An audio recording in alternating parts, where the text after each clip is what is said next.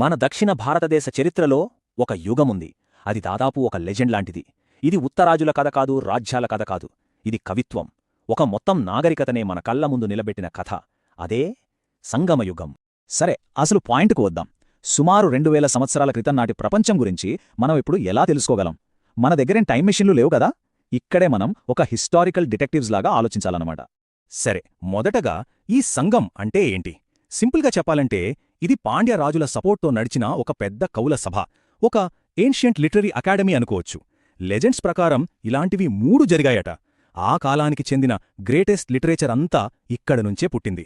So ఆ కవి సభల నుంచే మనకు కొన్ని క్లూస్ దొరికాయన్నమాట. మరి ఆ మరుగున పడిపోయిన యుగాన్ని తిరిగి మన కళ్ల ముందు నిలబెట్టడానికి మన హిస్టోరియన్స్కి దొరికిన ఆ ఆధారాలేంటో, ఆ ప్రతిధ్వనులేంటో ఇప్పుడు చూసేద్దాం. విచిత్రమేంటంటే మనకున్న అతిపెద్ద ఆధారం వాళ్ల సాహిత్యం. అది అచ్చం ఒక టైం క్యాప్సూల్ లాంటిది. ఫర్ ఎగ్జాంపుల్, తొల్కాప్యం లాంటి పుస్తకాలు వాళ్ల భాష, గ్రామర్ గురించి చెప్తే, ఎట్టుతొగై, పట్టుపాటు లాంటివున్నాయి. అబ్బో, అవి వాళ్ల ప్రేమకథలు, యుద్ధాలు, రోజువారీ జీవితాన్ని అలాగే మన కళ్ల ముందుంచుతాయి. ఇక శిలప్పదిగారం, మణిమేఖలే లాంటి గొప్ప కావ్యాలైతే ఆనాటి సొసైటీ, వాళ్ల వాల్యూస్ గురించి మనకు క్లియర్గా చూపిస్తాయి. సరే, ఇదంతా కవిత్వంలో ఉంది కదా, నిజమేనా అని డౌట్ రావచ్చు. కాని కవిత్వమొక్కటే కాదు, ఈ కథకు సపోర్టింగ్ ఎవిడెన్స్ కూడా చాలా ఉంది. మెగస్తనీస్ లాంటి గ్రీకు రచయితలు ఇక్కడి ట్రేడ్ గురించి రాశారు. అశోకుడి శాసనాల్లో చేర, చోళ, పాండ్యరాజుల పేర్లు కనిపిస్తాయి. అంతెందుకు, తమిళనాడులో వేలల్లో రోమన్ నాణేలు దొరికాయి. అరిక్కమేడు లాంటి పోర్ట్స్లో జరిపిన తవ్వకాలు, ఇవన్నీ కలిపి ఒకటే విషయం చెప్తున్నాయి. ఆ కవితల్లో వర్ణించిన ప్రపంచం ఊహ కాదు, నిజం. సో ఈ ఆధారాలన్నీ మనల్ని ఒక పాయింట్కి తీసుకెళ్తున్నాయి. ఆ కాలాన్ని 3 పవర్ఫుల్ కింగ్స్, 3 రాజవంశాలు పాలించాయని. వాళ్లనే మూవేందర్ లేదా 3 కిరీటాల రాజులు అంటారు. సరే, ఇక వాళ్ల కథలోకి వెళ్ళిపోదాం. ఓకే, సంగమ యుగంలో తమిళ ప్రాంతాన్ని రూల్ చేసిన ఆ 3 మేజర్ డైనాస్టీస్ చేర, చోళ, పాండ్యులు. ఇక్కడ చూస్తే చేరరాజుల రాజధాని వంజి, వాళ్ల గుర్తు విల్లు. చోళులకొచ్చేసరికి పులి, పాండ్యులకు చేప. ఇక వాళ్ల ఓడరేవుడు తొండి, ముసిరి, పుహార్, కొర్కాయ్. ఇవి అప్పట్లో ఇంటర్నేషనల్ ట్రేడ్కి గేట్వేస్ లాంటివన్నమాట. ఆ కవిత్వంలో కొంతమంది హీరోసున్నారు. వాళ్ల పేర్లు మళ్ళీ మళ్ళీ వినిపిస్తాయి.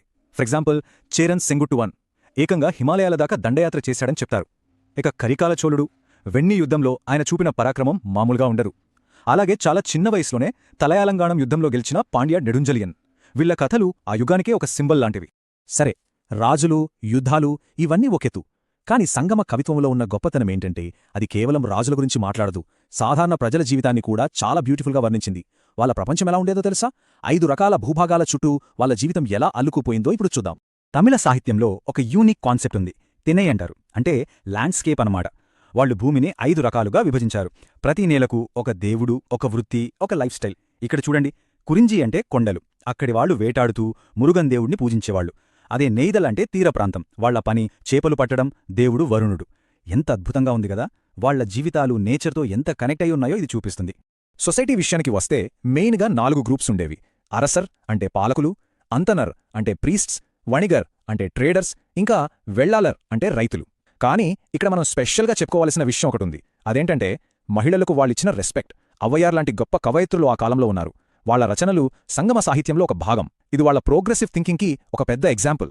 ఓకే, ఇంత డెవలప్డ్ సొసైటీ, వాళ్ల టాలెంట్, వాళ్ల ప్రోడక్ట్స్ ఇవన్నీ కేవలం ఆ ప్రాంతానికే పరిమితం కాలేదు, సముద్రాలు దాటిపోయాయి. అందుకే సంగమయుగం అంటే కేవలం ఒక ప్రాంతం కాదు, అది ఒక గ్లోబల్ ట్రేడ్ హబ్, ఒక ఏన్షియంట్ గ్లోబల్ ట్రేడ్ హబ్.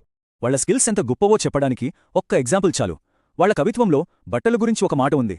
ఆ బట్టలు ఆవిరి మేఘంలా ఉంటాయి, లేదా పాము కుబుసంలాగా ఉంటాయని. జస్ట్ ఇమాజిన్ చేసుకోండి, ఎంత ఫైన్ క్వాలిటీ, ఎంత డెలికేట్గా ఉండేవో ఆ టెక్స్టైల్స్. ఇది 1 వే ట్రాఫిక్ అస్సలు కాదు, ఒక కంప్లీట్ ఎక్స్చేంజ్ అనమాట. మన సౌత్ ఇండియా నుంచి కాటన్ బట్టలు, పెప్పర్ లాంటి స్పైసెస్, ముత్యాలు ఇవన్నీ రోమ్కి ఎక్స్పోర్ట్ అయ్యేవి. మరి రిటర్న్లో ఏమొచ్చేది? బంగారం, గుర్రాలు, మంచి వైన్. చెప్పాలంటే ఇది ఒక రకమైన ఏన్షియంట్ గ్లోబలైజేషన్, ఒక అద్భుతమైన ఉదాహరణ. అయితే ప్రతి గొప్ప కథలాగే ఈ కథ కూడా ఒక ముగింపుంది. ఇంత వైభవంగా వెలిగిన సంగమయుగం మెల్లగా ఎలా అంతరించిపోయిందో, ఆ వెలుగు ఎందుకు తగ్గిపోయిందో ఇప్పుడు చూద్దాం.